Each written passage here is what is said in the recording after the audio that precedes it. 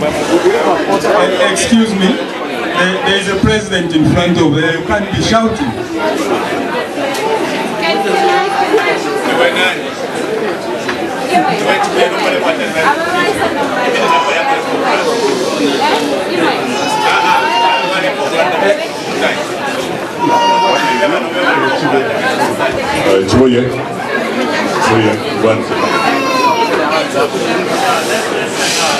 My name is Dr. H.E.Sata. I'm a philosopher, Your Excellency.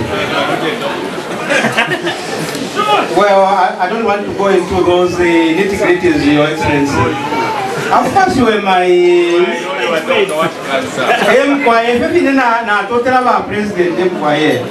My question is very simple, and I always ask on the policy issues. The question that I'm asking is, what is PF policy regarding education in the country? Because as at now, you find that there are all these issues where University of Zambia is always closing, and you find that the University of Zambia, there are all those individuals who are doing research issues, normally doctors are supposed to be more sincere No, I don't remember the University of Zambia closing since we took office. So you can talk in your days. No, I'm not saying closing now. I'm saying, what are the policies regarding research issues in the country, in as far as the University of Zambia is concerned? But you are supposed to be my advisor. Now you are here in England. I'll be there to advise you, Excellency. Thank you. How can I answer when you are here? My question is not only directed to you, but mostly directed to us as we are gathered here as Zambians. And the question I'm asking is, what is it that we who are seated here asking questions of government to help can do together so that government can also respond? The reason I'm asking this question is, I do know that we all get paid and we rush to Western Union every month to send a bit of money to Zambia. But if we were to organize ourselves in such a manner that instead of me expecting to come to Zambia and finding land at the airport, I am willing to be sending a certain amount of money every month so that the construction industry in Zambia can be engaged, but I am getting my money out of it, as in the house is being built because land is there, but I'm sending it to an established organization. That's the question. We shall allow the president to answer those questions. Very high, very high. Anyway, leave microphone here and go and sit down.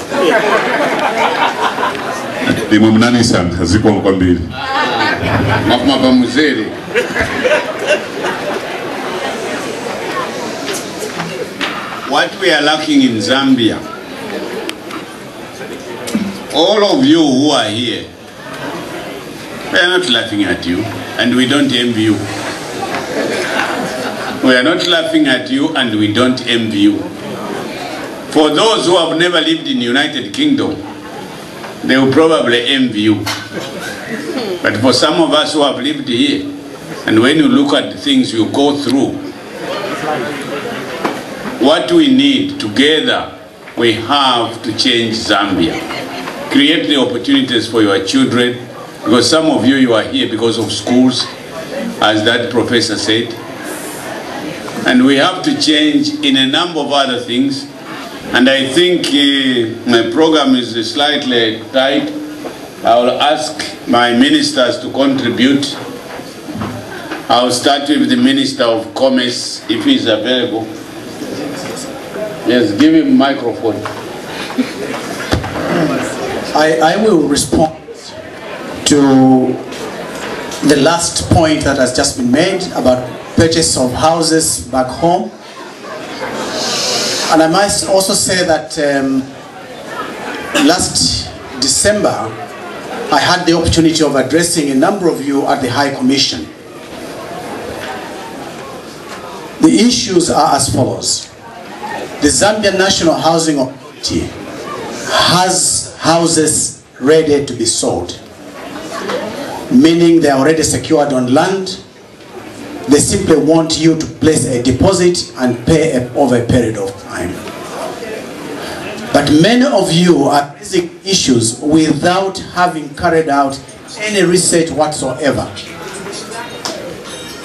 I ask many of you, how many of you have approached the National Housing Authority to purchase a house and you have failed to purchase a house?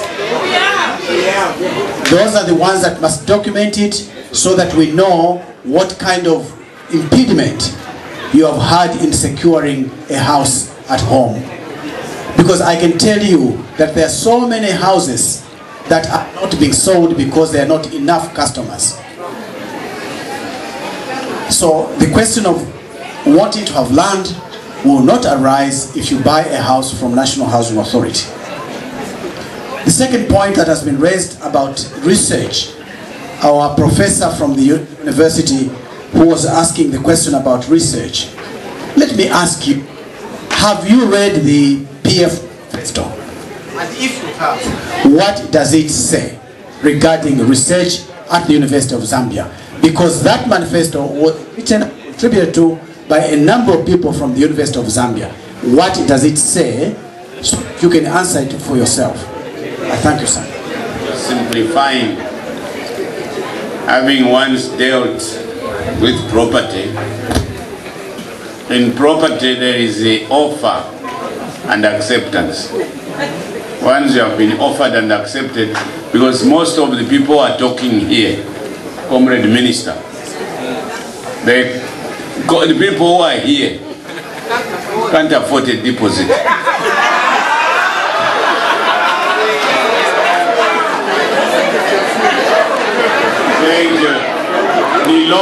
The law of property, excuse me. Hey, madam, you red dress.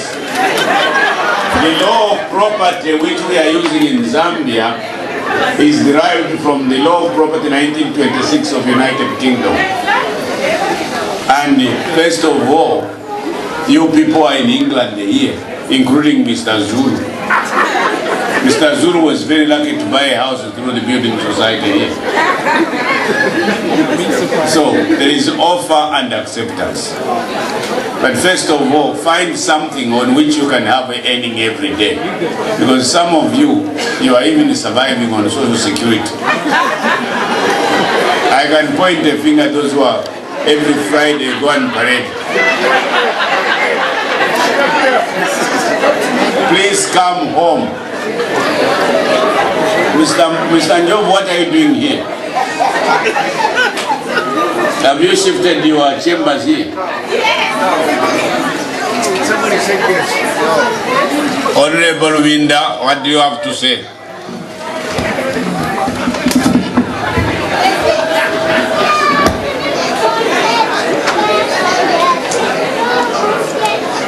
Thank you very much, Your Excellency. Good evening, Zambia in London. My dear compatriots, His Excellency has asked me to introduce myself. I am Given Lubinda. I am Member of Parliament representing the humble people of Kabwata constituency.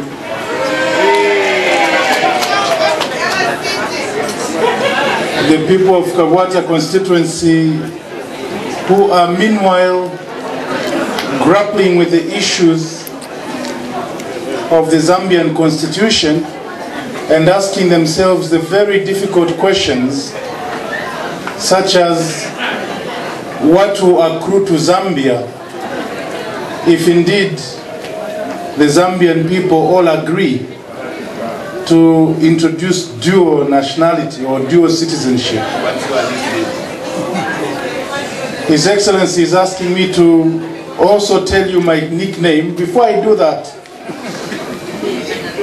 Let me also introduce myself as the person responsible for foreign affairs and tourism on behalf of Zambia. And as a person holding that portfolio, I want to say to you that as far as the Zambians are concerned, all Zambians in Zambia, as far as they are concerned, each one of you in the diaspora is their ambassador. And as their ambassador, you have some definite functions to perform, one of which is to raise the Zambian flag wherever you are. And I hope that each one of you, wherever you are, whatever you're doing, you're raising the Zambian flag. But also let me state that it is clear that people in the diaspora are capable of contributing to their country, but they do it positively. And there are many countries we can cite. Ghana is one, Senegal is the second, Ethiopia is the third, Sri Lanka is another. But you will see that from these nationalities, they do what the gentleman who stood here said.